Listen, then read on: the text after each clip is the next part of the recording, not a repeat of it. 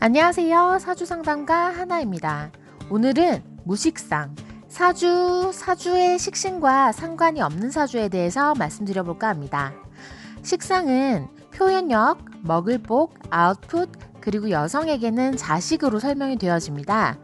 그럼 왜 식상이 그런 것으로 설명이 되고 식상의 의미는 뭔지 먼저 말씀드리겠습니다. 식상은 사주 오행 중에서 내가 생하는 것, 내가 그것을 위해 힘쓰는 것의 존재입니다. 흙은 힘을 써서 단단하게 뭉쳐져 바위 덩어리 금이 되어 금을 생해주고, 금은 단단한 바위 덩어리가 되어 물인 수가 더 시원하게 튀어오르는 폭포가 될 수 있게 해줍니다. 물인 수는 나무의 영양분이 되어 나무를 생하며, 나무는 땔감이 되어 불을 생하고, 불은 다시 흙을 덮여 생명력을 머금을 수 있도록 생하는 이 관계의 역할입니다. 내가 힘써서 만들어 생하여 내놓은 결과물이라고 볼 수 있으니 이것은 나에게서 나오는 아웃풋을 의미하기도 합니다. 그러니 나의 행동이나 말, 나의 표현과 내가 힘써서 하는 일이 식상이 될 수 있겠죠. 내가 힘써서 하는 일이니 그게 나를 먹이는 복이 되어주는 것도 당연한 일입니다. 그리고 여성에게는 힘써서 만드는 생명이니 나의 아이가 되겠죠. 그렇다면 무식상인 분들은 먹을 복이 없고 시도하지 않으며 표현을 못할까요?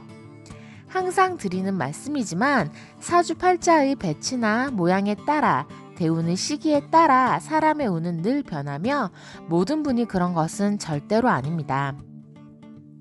하지만 상대적으로 식상이 잘 발달된 분들보다 표현하는 방법이 서툴 수 있습니다.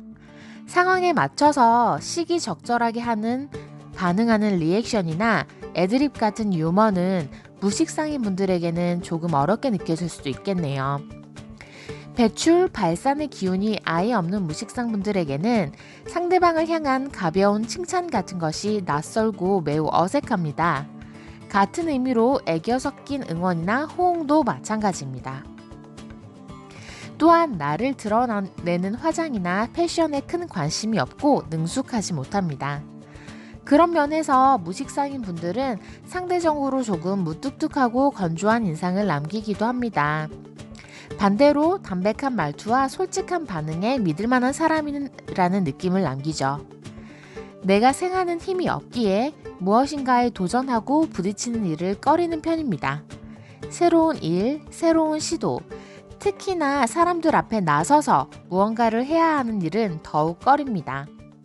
재성을 생하는 역할에 식상이 없다는 건 돈을 벌기 위해 내가 사용할 수 있는 힘의 도구가 상대적으로 부족한 것을 의미하기도 합니다. 퍼는 만큼 돈이 되는 돈으로 만들어진 산이 있다고 가정해 볼까요? 사람들에게 모두 똑같이 주어진 것은 낡아 빠진 삽 한 자루뿐입니다. 준비한 사람들이 신호에 맞춰 전부 달려가 돈산을 삽으로 푹푹 퍼내기 시작합니다. 주변을 돌아보면 정말 기상천외한 방법들을 사용합니다. 남의 시선은 아랑곳하지 않고 손으로 돈을 긁어 담는 사람도 있고, 신발로 긁어 담는 사람, 지형 지물을 이용하는 사람, 남의 돈을 훔치는 사람, 튼튼한 삽을 잔뜩 사와서 사람들에게 돈을 받고 팔아서 돈을 버는 사람도 있습니다. 하지만 무식상인 분들은 그저 묵묵히 주어진 삽으로만 자신 앞에 돈을 팝니다. 꼼수를 부릴 줄도 모르고 다른 도구를 융통해서 사용할 생각도 잘 하질 않습니다. 그래서 무식상인 분들은 반대로 말만 번드르르 하고 요령 부리며 잔머리 쓰는 스타일을 가장 싫어하기도 합니다. 같이 일을 하면 본인은 묵묵하게 주어진 일을 해내는데 상대방은 눈치 보며 놀다가 윗사람에게 살살거리며 아부하는 것으로 더 점수를 따니 손해보는 느낌이 들고 억울한 느낌이 듭니다. 하지만 잘못된 것을 조분조분하게 따지고 시비를 가릴 수 있는 말주변이 없다 보니 그냥 속만 상한 채 넘어가 버리는 일들도 종종 생깁니다. 그렇다면 무식상 분들이 더 나은 삶을 살기 위해 할 수 있는 개운법들에는 어떤 게 있을까요? 언급해드린 것처럼 인간관계로 많은 스트레스를 받으시는 분들이라면 표현력을 키우는 것이 기본적으로 부족한 부분을 채워주는 것이 될 수는 있습니다.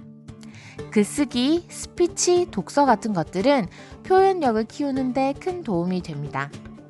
하지만 부족한 부분을 채우려고 급급하다 보면 내가 가진 장점을 살리지 못하기 일쑤인데요. 무식상 분들이 타고난 장점을 살려보는 것이 어쩌면 개운에 가장 큰 도움이 되지 않을까 합니다. 비록 칭찬이나 위로에는 약하지만 이빠른 소리 대신 솔직하게 조언을 해주고 진솔한 대화로 상대방의 신뢰를 얻을 수 있는 것은 무식상 분들의 가장 큰 장점 중에 하나일 수 있습니다. 자신을 뜯어 고칠 필요 없이 그냥 조금 더 경청해 주시고 조금만 더 부드럽게 말하시는 것만으로도 누군가에게 믿을 만한 든든한 사람이 되어줄 수 있습니다. 특히나 요즘처럼 다들 자신이 이야기만을 하려고 할 때는 누군가 나의 이야기에 귀 기울여 들여주는 것만으로도 큰 힘이 되어줍니다.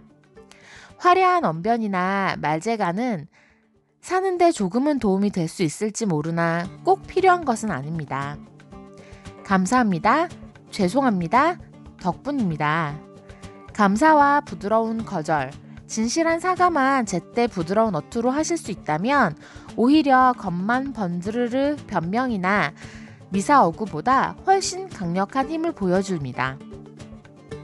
내가 생하는 뱃줄에 힘이 없는 무식상인 분들은 어쩌면 남에게 베푸는 것에도 조금 인색할 수 있는데요. 사람들의 관계는 자로 잰 것처럼 공정할 수 없습니다. 서로 도움을 주고받으며 사는데 당연히 칼로 잰 것처럼 똑같이 주고받는 게 가능할 수는 없습니다. 그리고 사람은 대부분 자신이 받는 것보다 자신이 해준 것을 더 크게 기억하기 마련입니다. 그렇기에 내가 조금 더 준 것 같은 기분이 들고 내가 조금 손해보는 기분이 들 수 있는 만큼 베푸는 것이 크게 봤을 때는 서로 비슷하게 느껴지는 수준입니다. 내가 조금 더 베푸세요. 내가 밥 한 번 더 사고 조금 더 잘해줘도 손해가 아닙니다. 그리고 남에게 베푸는 것은 언제나 제일 좋은 개운법 중에 하나입니다. 오늘도 들어주셔서 감사합니다. 좋은 하루 되세요.